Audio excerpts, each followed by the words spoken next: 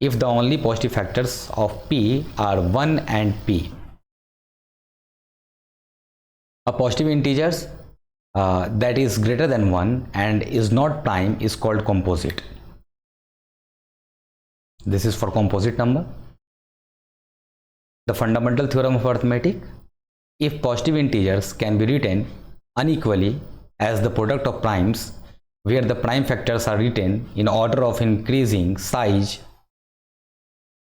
like in the given example, you can see 15 is equal to 3 into 5, 48 is equal to 2 into 2 into 2 into 2 into 3, 4 times 2, so 2 to the power 4 into 3 equals 48, 17 equals 17, because this is prime number, so 17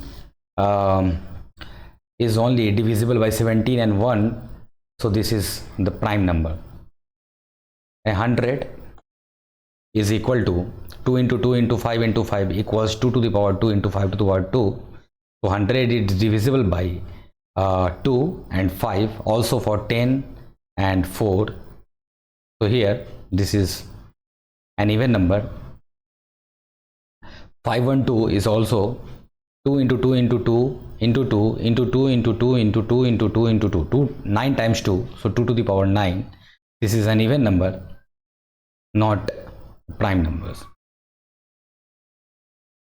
Here 515, actually we are just forming the prime factors, like here in this example 3 and 5 both are prime numbers, 2 and 3 both are prime numbers, 17 is itself prime number, 2 and 5 both are prime numbers, 2 is a prime number, 5 and 103 is also a prime number, 28 is equal to 2 into 2 into 7, here 2 is a prime number, 2 is a prime number, 7 is a prime number.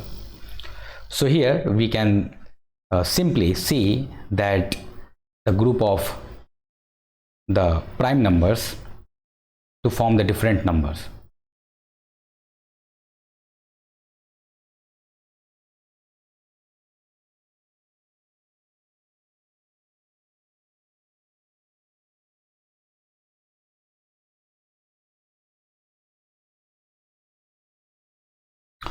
Now, if n is a composite integer, then n has a prime divisor less than or equal to square root of n.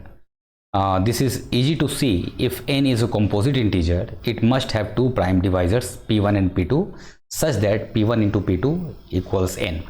This is very important. Suppose if n is a composite integer, then n has a prime divisor less than or equal, because here if n is a composite integer, it means that n has the one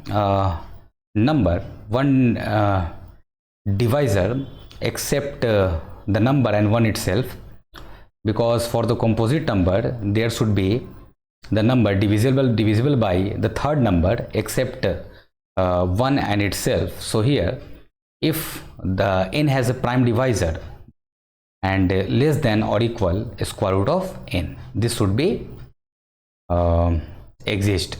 This is easy to see. If n is a composite integer, it must have two prime divisors.